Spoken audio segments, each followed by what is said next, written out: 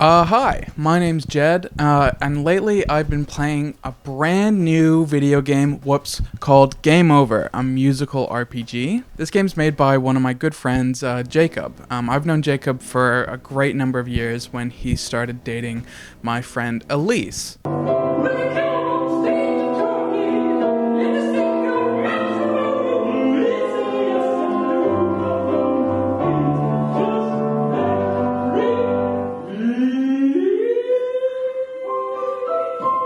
Just to name drop a few people at the start of the video. Now, Jacob's somebody I've known for a really long time, and I want to say this up front so that then any biases or kind of precognitions going into the video are made clear.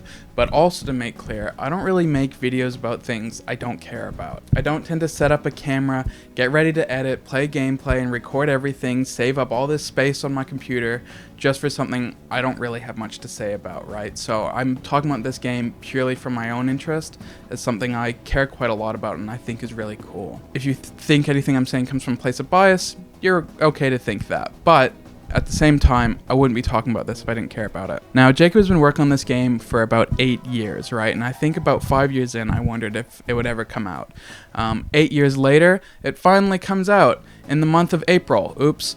And he described it to me as Undertale with these kind of rhythm game sections, and that's pretty much exactly what it is. It's very heavily inspired by Undertale, and I feel like there's no kind of shame in admitting that, right? You play as a nameless hero, you wander these lands interacting with these weird, stupid characters who don't make any sense, any of them. And you go on a kind of journey to try to stop the land from being corrupted, it seems like. It's a game with a very bright sense of humor. Jacob is somebody who's always been somebody I take a lot of inspiration from in terms of just how funny I think he is. And I think his sense of humor shines quite brightly here, especially in the opening hours. He loves very dry wit as well as just like nonsensical, stupid jokes. And that comes through quite brightly in this game.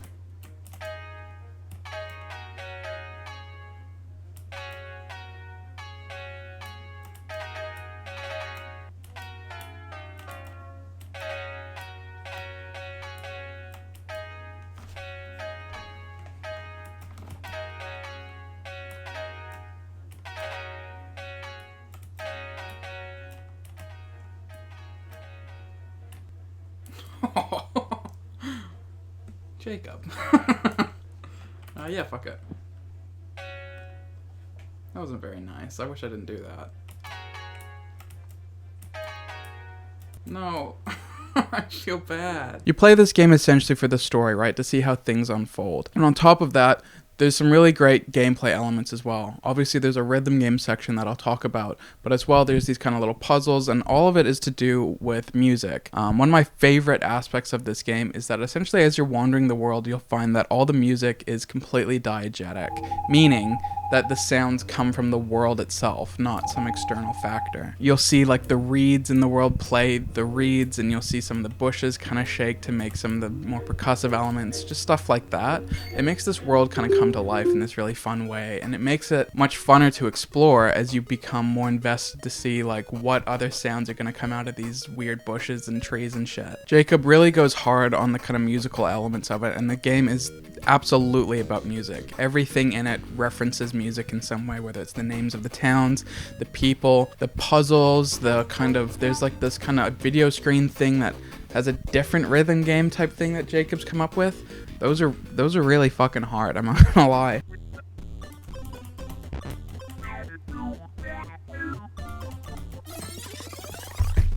But the core crux of the game is the rhythm game elements, and those come in when you're interacting with enemies or like, I guess, bosses to areas. How the rhythm game mechanics work in this game, it's essentially a 6-button rhythm game, right? For me, it kind of works best on a keyboard. I've rebound it so that it's the A, S, D, and the J, K, L keys. I found that worked best, but the rhythm game elements in this are really difficult. It's not for the faint of heart, I would say, and I feel like it's by design. It makes defeating these enemies, and especially the bosses, really satisfying. As I say this, though, Jacob put in an update a few weeks ago that put in an easier mode to the game. So instead of it being a 6-button rhythm game, it's a 4-button. And to be honest, I prefer the 4-button. Not because it's bad, but because I am terrible at this particular rhythm game. It's really difficult, and I feel like Jacob's designed it specifically for people who really love rhythm games and find that they're really naturally good at them. It can be really punishing, trying to work out sometimes the timings of certain button presses and that kind of stuff can be really difficult, and it's very harsh. If you miss a key, you know, you lose a little bit of health, and if you accidentally press, you lose some health. If you unpress too early, sometimes you'll lose health, that kind of stuff, and it can be really harsh. If you miss a bunch of keys in a row, that's like a whole lot of health suddenly missing. Hold on. Hello? There is an exception in your OFHC health insurance. You need to update your information. Update online. Please press... Okay. And one of the rewards to this is the more kind of minor enemies you defeat, you'll get these little quarter health pieces. And so if you defeat 4 enemies or do 4 puzzles or whatever, then your health gets extended. Keep an eye out for them, bucko, when I see them ribunes and chains. Hell yeah, look at that. Maybe I can survive. I can actually survive a duet now. Which theoretically makes the game easier. It doesn't really make the game easier, it just kind of makes it so you can make more mistakes, which becomes more necessary as you go and you find that some of the bosses just like go ham, right?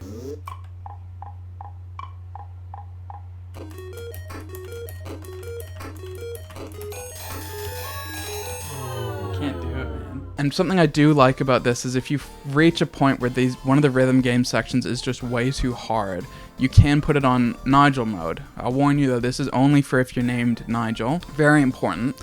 But if you turn on Nigel mode, which I obviously haven't, the game kind of just plays itself. So if you hit a point just being like, fuck this, it's too hard, I do want to see the story though, then you can turn on the Nigel mode and it'll kind of skip past, right? You can still watch the music play out. There's a lot of these little interactions and stuff that are coded into the rhythm game sections. He's injected a lot of humor and personality and like animation to do with those sections of the game, so you can still get to watch that and enjoy it. It's on me? Fuck that up. Is it true you hate Harper and his hideous deformed race? No, that's not true. Hero lies to reporter. What? Oh, what the hell? Come on. Damn it. Is it true you stole the artifact but want to give it back? Yeah, it's true. Hero has the artifact. Trust me, I'll give it back one day. Says untrustworthy. God damn it. Now, as I was saying as well, there is a lot of humor in this game. There's a lot of like varying jokes and that, and Jacob goes really out of his way to put in a lot of variety when it comes to the humor and the personality in the game. There's like this faux Pokemon battle you can do. Come on, doofus, let's do it. Oh shit. Cop that. Uh-oh. You can interact with the townspeople at the start, and depending on what decisions you make, they may or may not hate you. They hated me, I think quite understandably. I feel like if you play your cards right, maybe they like you. They labeled me as indifferent because I hurt too many people and helped too many others, so there was a bit of indecision in the townspeople towards me. But this section also has one of my favorite jokes, I think in any game. I don't want to spoil too much of the game here, but one of my favorite jokes ever is to do with you've got a brother. The story revolves around you are essentially the town's hero, quote unquote, because your dad was a big hero of this town. So all the people kind of want to look up to you, but they struggle with it based off of what you do. And so when the town gets corrupted, they immediately look to you for help, right? And your brother wants you to do it as well because you're the hero, obviously. You're a hero, you've got to help. And so your brother's trying to tell you that this is a big journey that you should do on your own. This is obviously too big for anyone else other than you. Only a hero could do this. And then the second you say, do you want to come along? He goes, damn.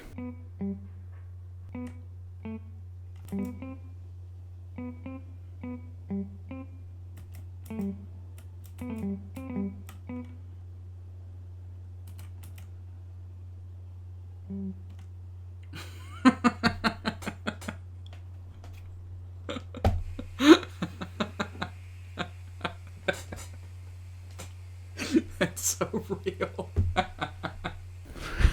Which I just fucking lost it at. the little musical cue that plays, that's just a top quality bit. I love I love the subtlety of a character trying to hint towards you not inviting them, and then when you do it anyway, they just look really disappointed. I think that's so funny. But on top of the humor, what I'm also kind of really surprised by is just kind of the level of depth that goes into the writing beyond being funny. It seems to me like the main kind of core of the story and the theming Jacob's trying to go for here is to do with the idea of being a hero and like having expectations put on you about what you're going to do with your life, right? And the confusion of like, if you're anything less than perfect, people act like that's just so unfounded and bizarre, right? And I think that has to do with a lot of the story here about like the struggles of trying to figure out who you are and what you want to do with your life while you have a million expectations surrounding you. And I think it really goes to great depths exploring that, right? The princess at the beginning of the game, she kisses you, and then later she explains that she doesn't really know why she did that, and she just kind of felt like it was kind of what you do.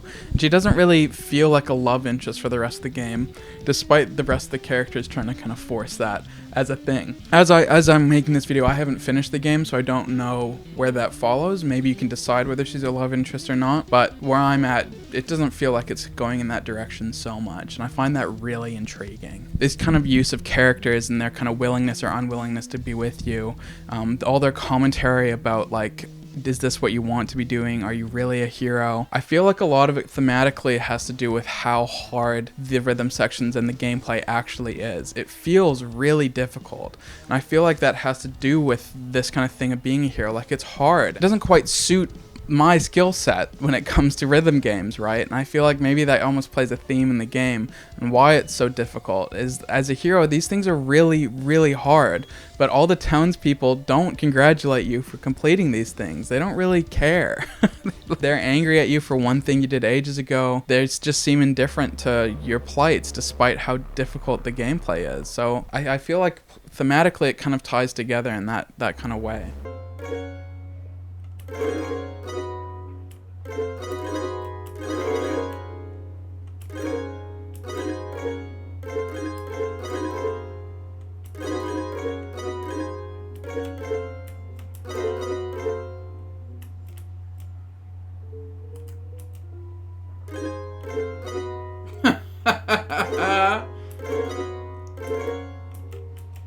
Alright, dude.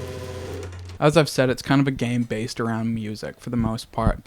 And in that aspect, I want to really congratulate Jacob for his use of music in this game, because all of the music present here is really beautiful or fantastic or fun or like he's really nailed the tones of everything, and there isn't a song that's a miss in my experience. All of the duets usually have their own kind of theme with it. Later on you find that like you meet these certain enemies who just tend to plagiarize like royalty-free music, and then another character will come and go, no, you can't do that, you have to remix it, and then Jacob will put some remix to it that's just incredible.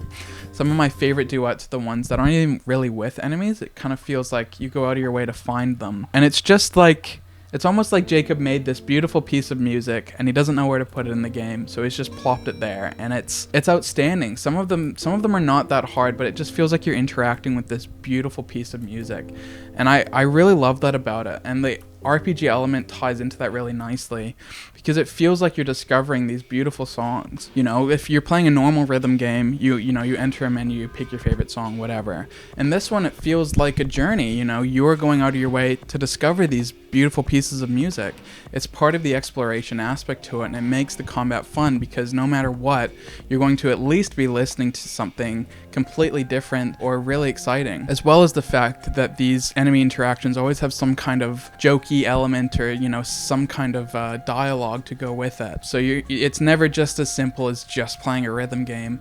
There's other elements to it that tie together really nicely, and it's a lot of fun to interact with, and it's something I'd really highly recommend people try out. There's some other kind of deeper gameplay aspects and stories and jokes that I'm not really going to show in this video, because what I really want to do with this video in particular is to try and invite people to try out this game, right? Obviously, my friend made it, so I have somewhat of an agenda in that respect, right? But I really would not be making this video if I didn't feel the things I say. I think this game is really something special, and it really has some really surprising moments I found, and I don't really want to spoil those kind of moments. There's some real big tone shifts, there's some kind of twists in the story, there's stuff like that, and it really comes together in a really beautiful and interesting way beyond just being a comedic game with comedic writing and silly characters, right? There's a lot more to it, and the gameplay itself is so much fun, and it's so fun to interact with, on top of how difficult it is and satisfying to move past some of the more difficult moments. I'm really excited to see what Jacob does next if he chooses to make another game, because again, this took him 8 years. I mean, another 8 years, who knows? But I'm excited to see what he does next and how he might improve on these systems. If there's any kind of negative takeaways, I would say is that sometimes the duets do feel a little unforgiving sometimes, and with being able to change the difficulty, it only changes the difficulty of the duets. It doesn't change the difficulty of some of the other puzzles, and to do with these kind of side-scrolling rhythm game sections that I find really fucking hard. So if you're going to try out this game, it's useful to go in with that aspect. It's not a perfect game. It's not the smoothest, most streamlined game you'll ever play. There's a little bit of jankiness here and there. But for 8 years, that's 8 years of polish, I would say, and it does shine through here. The game is so much fun. The characters are so much fun. The jokes always hit. There's always some new twist. Jacob doesn't like reuse the same jokes over and over or something like that. Like, it doesn't feel one tone. It feels like there's a few different things going on at any given time. And it's a really great game. I would really highly recommend it to anybody. I'll have the link for its Steam page below, and I'd be curious to hear what everyone else thinks. If you have played this game, I'd be curious to hear your thoughts in the comments. If you played it and hated it, let me know.